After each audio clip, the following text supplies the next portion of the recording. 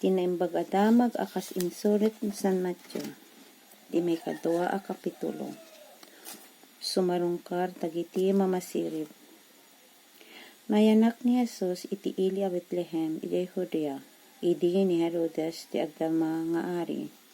Saan anabayag kalpasan ti panakayanak na adda mamasirib a lalaki at agadaya anapan ijay Jerusalem. Sa dino tayan ti ubing anayanak nga ari dagiti Hudyo sinaludsod ta. Nakita mi ti bitwen na anagparang ijay daya ket imay kami agdaydayaw ken kuana.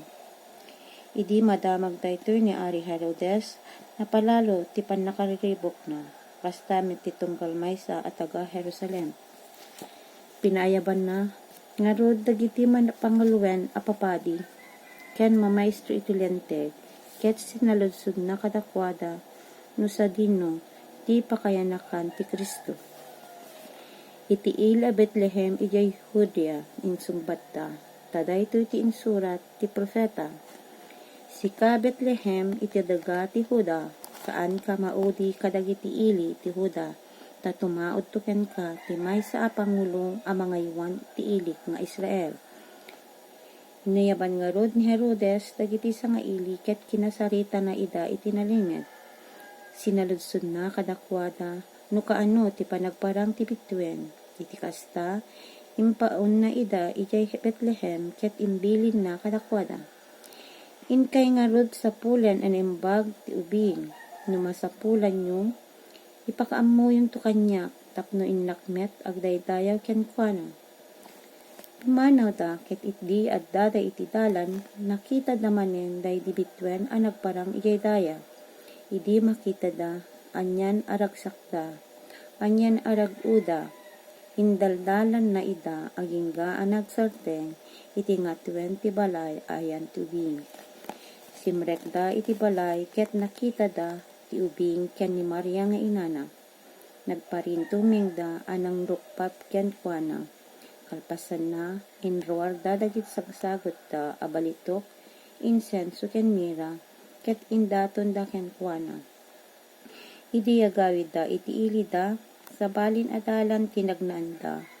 Ta iti tagtagainep pinakdaaran ida ti Diyos adidan agsupli ken ni Herodes. Agpaknida ijay Ehipto.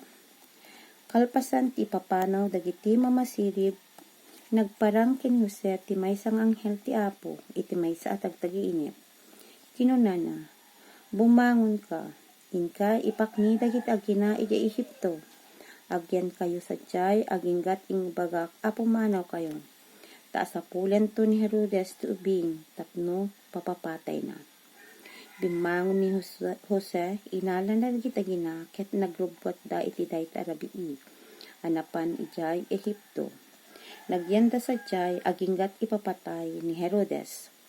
Naaramid daytoy, tapno matungpal, iti insao ti Apo, babaen iti profeta.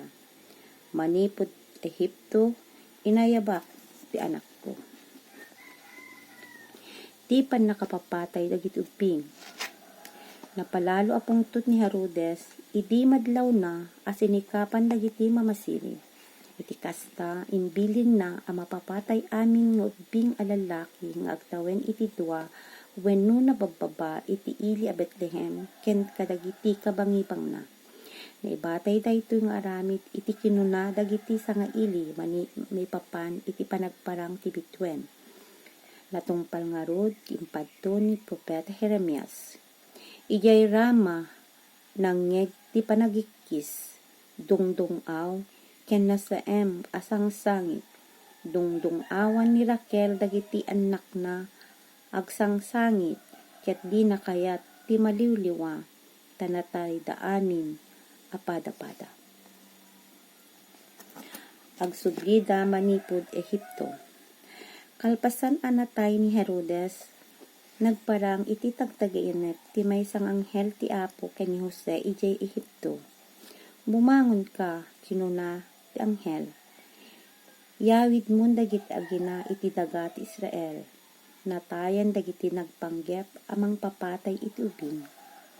Bimangon nga rod ni Jose. Innala na dagiti agina ket nagsublida ijay Israel. Ngem iti nadamag ni Jose, ani Arkelao nga anak ni Herodes ti simukat nga ari iti Judea, nagbuteng amapan sa jay. Babaen iti tagtagainep, napakdaaran manen ni Jose, ket napan iti probinsya ti Galilea. Nagtaeng iti ili a maawagan iti Nazaret. Iti kasta, natungpal ti kinuna dagiti profeta, maawagan to iti Nazareno.